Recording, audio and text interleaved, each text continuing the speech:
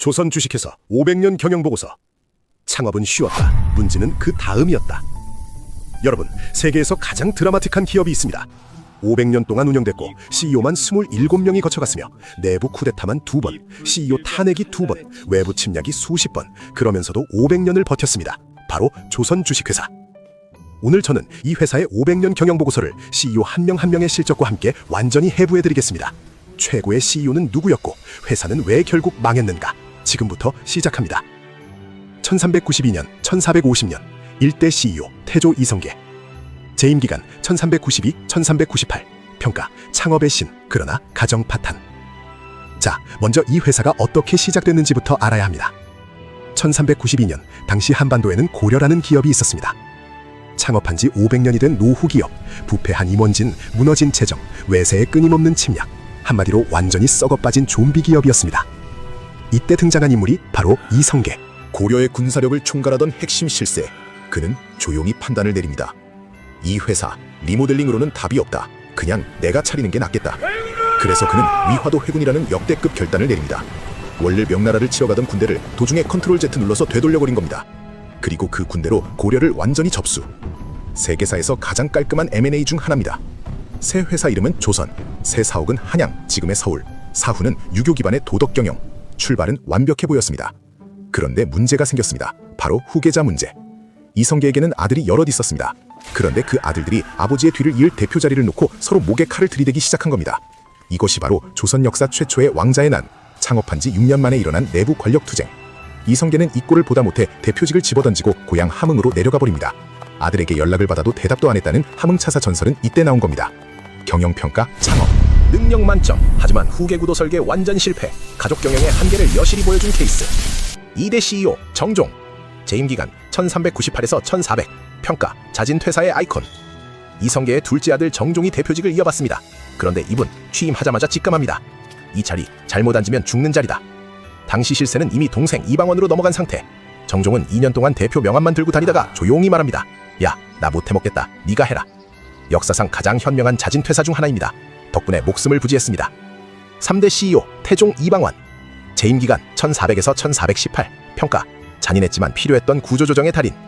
자, 드디어 진짜 주인공 등장. 태종 이방원, 형제들을 직접 죽이고 올라온 인물. 이분을 단순히 잔인한 사람으로만 보면 안 됩니다. 그는 조선이라는 기업을 실질적으로 설계한 사람입니다. 취임하자마자 시작한 첫 번째 작업, 개국공신 숙청. 창업 멤버들이 회사 내에서 너무 큰 지분을 행사하고 있었거든요. 이건 스타트업에서 흔히 보이는 문제입니다. 처음에 같이 고생한 사람들이 나중에 발목을 잡는 것. 태종은 단호했습니다. 심지어 자기 처남들까지 잘라냈습니다. 그리고 가장 중요한 제도 설계, 6조직 계제. 쉽게 말하면 모든 의사결정 라인을 CEO 직속으로 바꾼 겁니다. 기존에는 중간 관리자들이 너무 많은 권한을 가지고 있었는데 그걸 싹 걷어내고 CEO 한 명이 모든 것을 결정하는 시스템을 완성. 냉혹했지만 결과적으로 이 구조 덕분에 다음 CEO가 꽃길을 걸을 수 있었습니다. 그리고 태종이 한 가장 위대한 결정, 자기 아들 세종에게 대표직을 넘기면서 한 말이 압권입니다. 내가 다 더러운 일을 해놨으니 너는 이제 좋은 일만 해라. 이게 진짜 명경영자의 마인드입니다. 4대 CEO 세종대왕. 재임기간 1418에서 1450. 평가 역대 최고 CEO. 반론을 허락하지 않음. 자, 왔습니다. 조선 주식회사 역사상 최고의 CEO. 세종이 취임했을 때 상황을 정리해보면 아버지가 산의 모든 권력을 CEO에게 집중시켜 놓았고 방해꾼들은 이미 다 정리가 된 상태. 그야말로 꽃길이 깔려있는 취임 환경이었습니다. 하지만 세종은 그냥 앉아서 먹기만 한 CEO가 아닙니다. 첫 번째 업적, 한글 창제. 당시 조선의 커뮤니케이션 문제는 심각했습니다. 공식 언어인 한자를 배우려면 수십 년이 걸리고 백성 대부분은 글을 읽지 못하는 소통 불능 사회였습니다. 세종은 이걸 해결하기 위해 직접 독자 메신저 플랫폼을 개발합니다. 28개의 자모로 모든 소리를 표현할 수 있는 훈민정음. 언어학자들이 지금도 경악하는 세계에서 거의 유일하게 창제자와 창제 원리가 명확히 알려진 문자체계입니다. 두 번째 업적, 과학기술 R&D 전면 투자.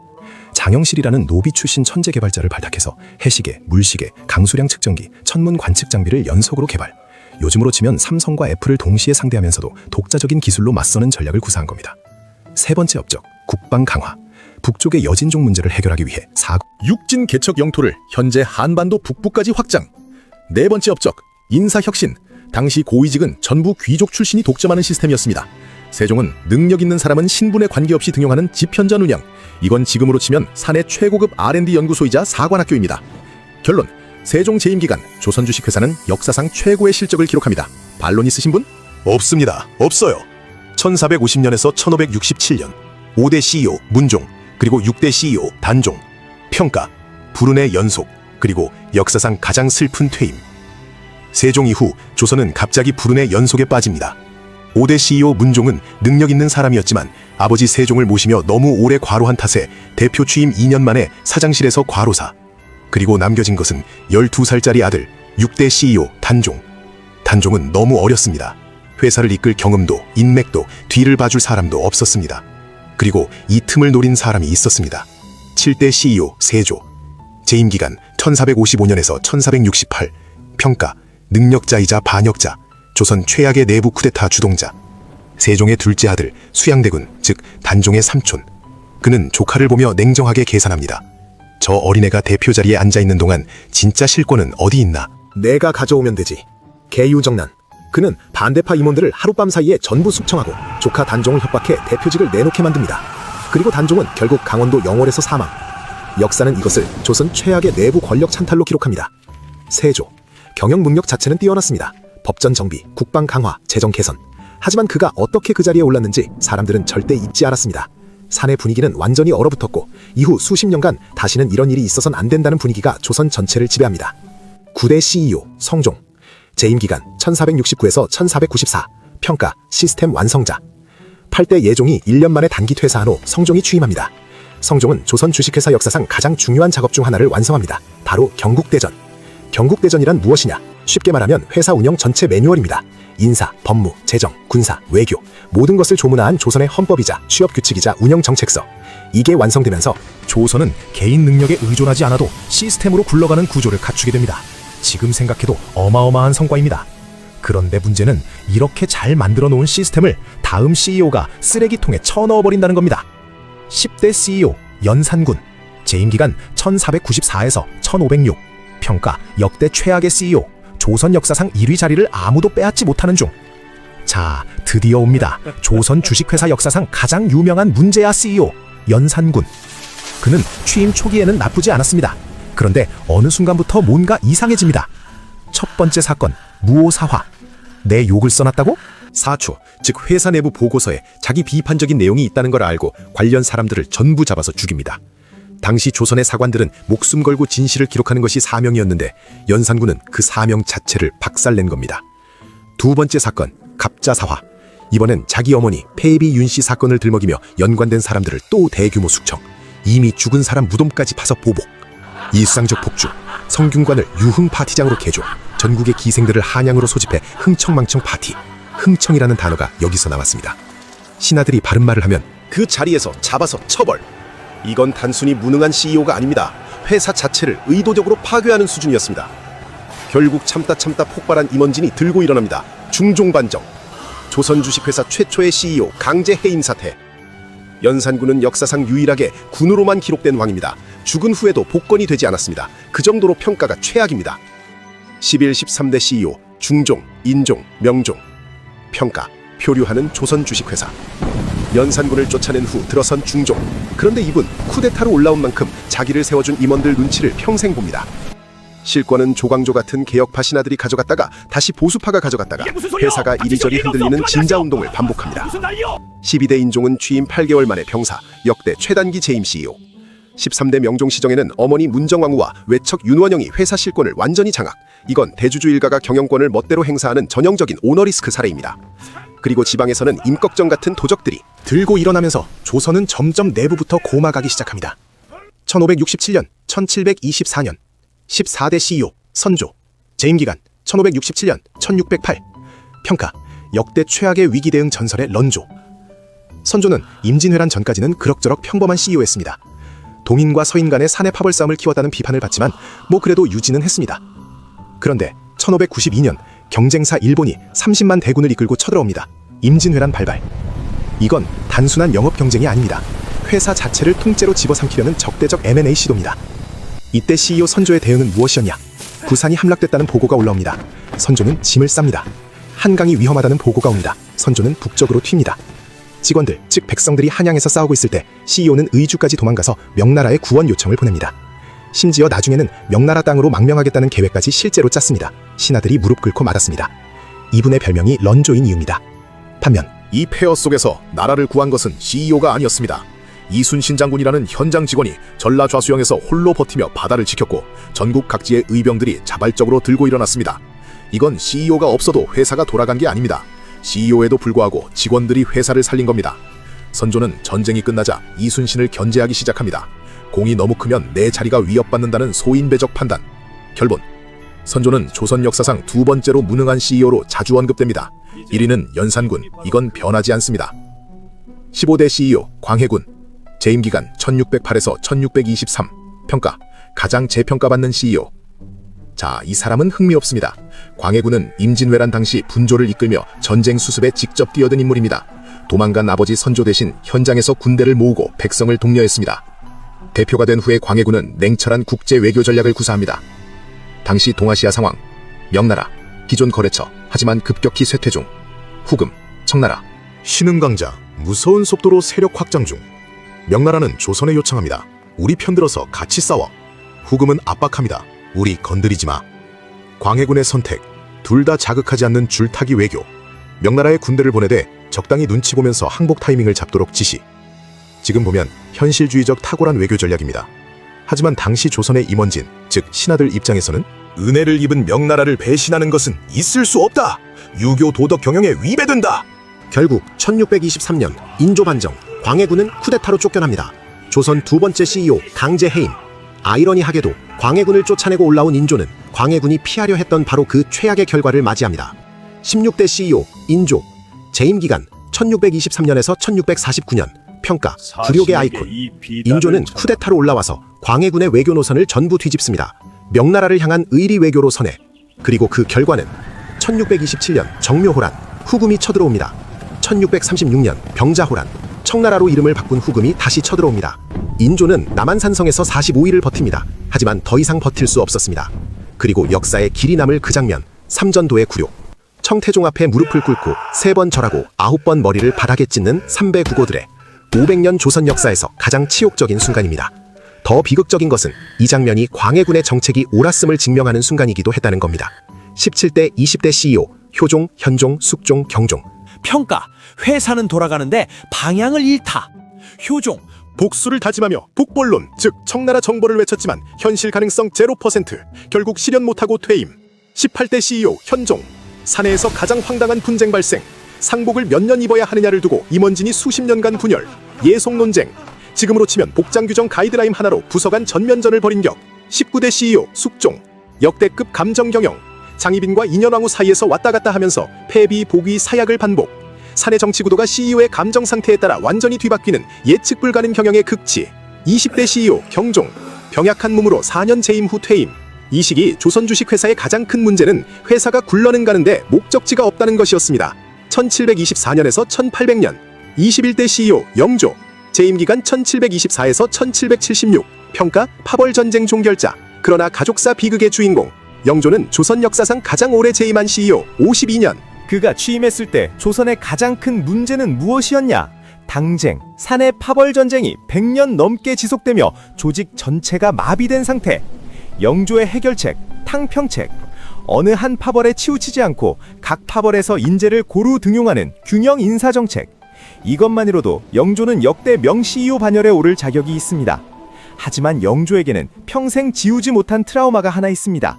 바로 사도세자 사건. 아들 사도세자는 불안정한 심리와 엽기적 행동으로 민심을 잃어가고 있었습니다. 영조는 결국 냉혹한 경영저의 판단을 내립니다. 아들을 뒤주에 가두어 굶겨 죽입니다. 이건 단순히 왕의 명령이 아닙니다. 한 아버지가 자기 아들을 회사를 위해 제물로 바친 결정입니다. 영조는 죽을 때까지 이 결정을 후회하며 살았다고 기록되어 있습니다. 22대 CEO 정조, 재임기간 1776에서 1800, 평가, 조선의 마지막 에이스, 그리고 가장 미스터리한 죽음. 자, 드디어 조선의 마지막 불꽃. 정조는 뒤주에서 죽은 사도세자의 아들입니다. 태어나면서부터 목숨이 위태로운 처지였습니다. 즉위 첫날 정조가 한 첫마디, 나는 사도세자의 아들이다. 이 선언 하나로 사내 분위기는 완전히 얼어붙습니다. 아버지를 죽음으로 몰아넣은 세력에 대한 선전포고였으니까요. 정조의 경영 방식은 치밀했습니다. 첫 번째, 규장각 설립. 세종의 집현전을 계승하는 최고급 두뇌 집단 구축, 신분에 관계없이 능력 있는 사람을 채용하고 이들을 통해 사내 개혁 정책을 입안합니다. 두 번째, 수원 화성 건설. 단순한 신사업 건설이 아닙니다. 화성은 당시 세계 최첨단 건축 기술이 집약된 군사, 행정, 상업 복합 도시였습니다.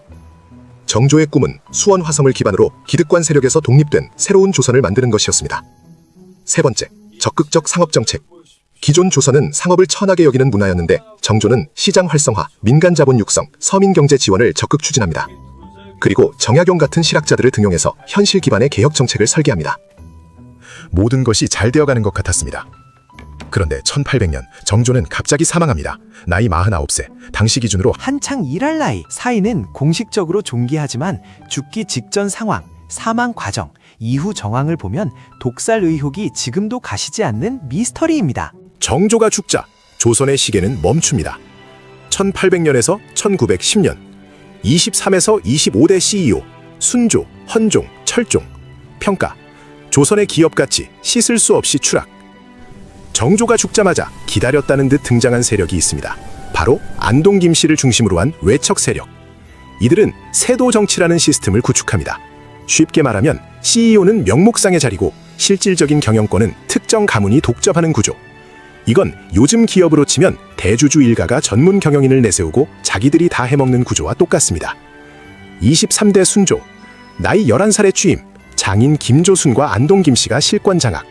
24대 헌종, 나이 8살에 취임, 역대 최연소 CEO, 당연히 아무것도 할 수 없었습니다. 25대 철종, 이분의 이야기는 특히 충격적입니다. 강화도에서 농사짓고 살던 평범한 사람이었는데 왕실 혈통이 끊기다 보니 어느 날 갑자기 끌려와서 CEO 자리에 앉혀진 겁니다. 본인도 황당했을 겁니다. 아무 훈련도 없이, 아무 준비도 없이, 아무 배경도 없이 그 자리에 앉아있는 동안 세도 정치 세력은 나라 재정을 탈탈 털어먹었습니다. 이 시기 조선 주식회사의 실적을 정리하면 삼정의 문란, 세금 징수 시스템 완전 붕괴, 탐관오리 횡포, 지방관리들의 착취 일상화, 밀란 연속, 홍경래에 난 진주 밀란 등 전국 곳곳에서 폭발. 회사 내부에서 이미 모든 시스템이 멈춰 있었습니다. 26대 CEO 고종과 대원군 체제, 재임 기간 1863에서 1907, 평가 너무 늦게 온 개혁, 너무 빠른 외압. 고종이 취임했을 때 초반 실권은 아버지 흥선 대원군이 쥡니다. 대원군은 강력한 구조조정을 단행합니다. 세도 정치 세력 척결, 서원 철폐, 왕권 강화. 늦었지만 맞는 방향이었습니다. 하지만 대외 정책에서 쇄국을 선택합니다. 바깥 세상이 어떻게 바뀌는지 보지 않고 문을 걸어 잠근 겁니다. 이때 일본은 메이지 유신으로 빠르게 근대화하고 있었습니다. 서양 열강들은 아시아를 식민지화하고 있었습니다. 고종 친정 이후 개화 정책으로 전환하지만 이미 너무 늦었습니다. 1882년 이모군란, 1884년 갑신정변, 1894년 동학농민운동과 청일전쟁, 1895년 명성황후 시해, 1896년 아관 파천. 회사 주변에서 동시다발적으로 모든 것이 무너지는 상황. 고종은 1897년 대한제국을 선포합니다. 조선이라는 브랜드를 버리고 리브랜딩을 시도한 겁니다. 황제 직접 통치, 근대화 정책, 광무개혁. 방향은 맞았습니다. 하지만 골든타임은 이미 한참 전에 지나 있었습니다. 27대 CEO 순종, 재임 기간 1907년, 1910년, 평가 폐업 집행인. 1905년 을산의학 외교권 박탈. 1907년 헤이그 특사 사건 이후 고종 강제 퇴위, 27대 순종 즉위, 1910년 한일 병합 조약, 500년 역사의 조선 주식회사 최종 폐업, 경영권은 일본 주식회사로 완전히 넘어갔습니다. 순종은 조약서에 서명하기를 끝까지 거부했다는 기록이 있습니다. 하지만 그것이 결과를 바꾸지는 못했습니다. 자, 500년에 이야기가 끝났습니다. 창업자 태조부터 마지막 CEO 순종까지 27명의 사람이 거쳐간 한 기업의 역사. 이 회사의 흥광성쇠를 정리하면 이렇습니다. 잘 됐을 때의 공통점, 세종처럼 정조처럼 CEO가 직원들과 소통하고 인재를 등용하고 시스템을 개혁했을 때. 망해갈 때의 공통점, 연산군처럼 세도정치 시대처럼 소수가 권력을 독점하고 비판을 억누르고 외부 변화를 무시했을 때. 그래서 여러분께 묻겠습니다. 여러분이 뽑는 조선 최고의 CEO는 누구인가요? 그리고 여러분이 뽑는 조선 최악의 CEO는 누구인가요? 500년 전 이야기이지만 그 안에 담긴 리더십의 교훈은 지금 이 순간에도 유효합니다. 구독과 좋아요 해주시고 다음 스토리도 기대해주세요.